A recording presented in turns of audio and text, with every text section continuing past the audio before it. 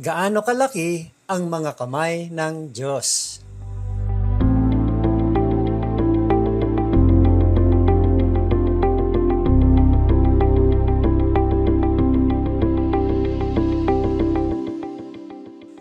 Kamusta po kayo?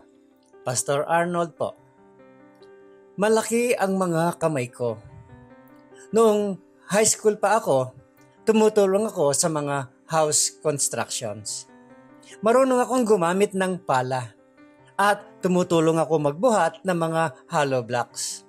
Malaki ang mga kamay ko. Ngunit ang ating Ama na nasa langit ay may mas malalaking kamay pa.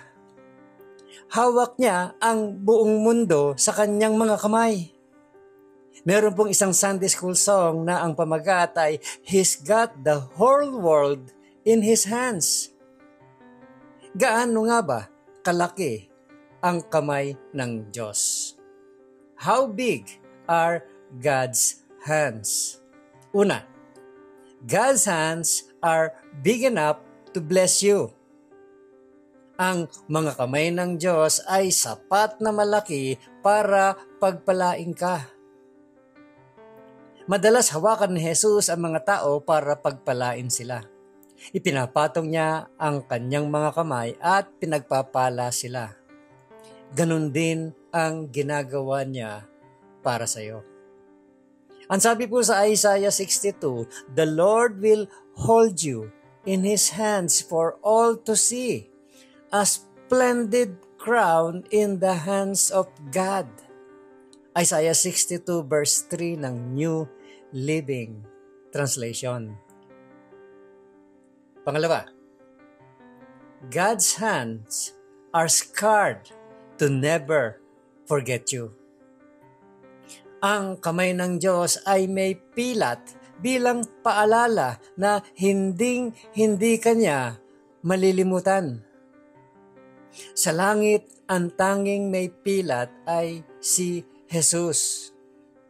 Sa tingin mo ba makakalimutan ka ng Diyos? Hindi pwede. Dahil may paalala siya palagi sa kanyang mga kamay na napako sa krus.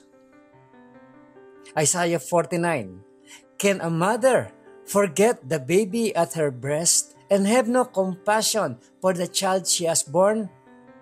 Though she may forget, I will not forget you.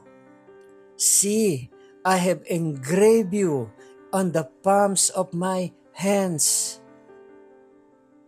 Isaiah 49 verse 15 hanggang 16 ng New International Version.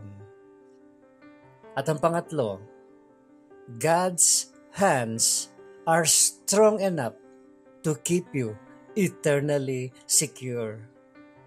Ang kamay ng Diyos ay sapat na malakas para ingatan ka magpakailanman. Ang sabi po ni Jesus, "I give them eternal life, and they shall never perish.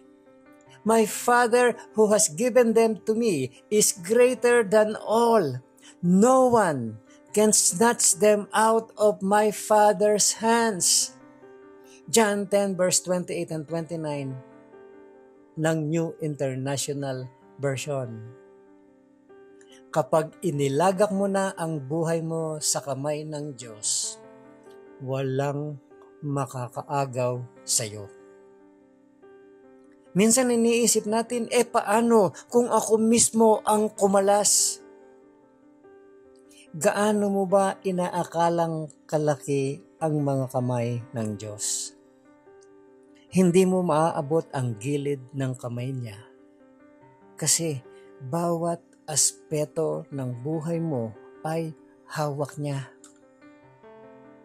Nung maliliit pa ang mga anak ko, tatayo ako sa gilid ng swimming pool at sasabihin kong, "Anak, talon ka, magtiwala ka, tumalon ka." Ngunit natatakot sila. Iniisip nila, kaya ba niya akong saluhin? Baka madulas ang kamay niya. Paano kung hindi niya ako masalo? Pero sa bandang huli, nagkakaroon din sila ng lakas ng loob at tumalon. At syempre, nasasalo ko sila. At pagkatapos noon, gusto nilang ulitin pa. Ngayon, ang Ama mo sa langit ay hinihintay kang tumalon sa pananampalataya. Sinasabi niya, magtiwala ka. Mapagkakatiwalaan mo ako. Kumikilos ako kahit hindi mo nakikita. Kaya kong hawakan at ayusin ang anumang ipagkatiwala mo sa akin. Gusto mo ba ang kamay ng Diyos ang gumabay sa buhay mo? Gusto mo bang hawakan niya ang kinabukasan mo? Pwede mong ipagkatiwala sa Kanya ang lahat. Think about this, my friend. What big problem or circumstances in your life have you been reluctant to hand over to God? Anong malaking problema or marahil sitwasyon sa buhay mo na mahirap mong ipagkatiwala sa Diyos? Pamilya, relationship, financial? Ano yon? Pangalawa, think about this. Have you seen God provide for you and take care of you in the past? Paano mo naranasan noon ang pagkalinga at pag-provide ng Diyos? Just think about that. At ang panghuli, think about this.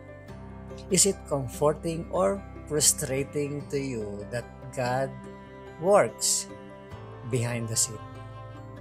At bakit? Nakakapanatag ba o nakaka-frustrate sa iyo ang idea na ang Diyos ay kumikilos sa likod ng eksena? Bakit? Muli, ito po si Pastor Arnold Adriano at ang encouragement na ito ay hatid sa inyo ng Malabon Community Church. Have a great day, my friend! At huwag mong kakalimutan kung sino ang gumawa ng araw na ito.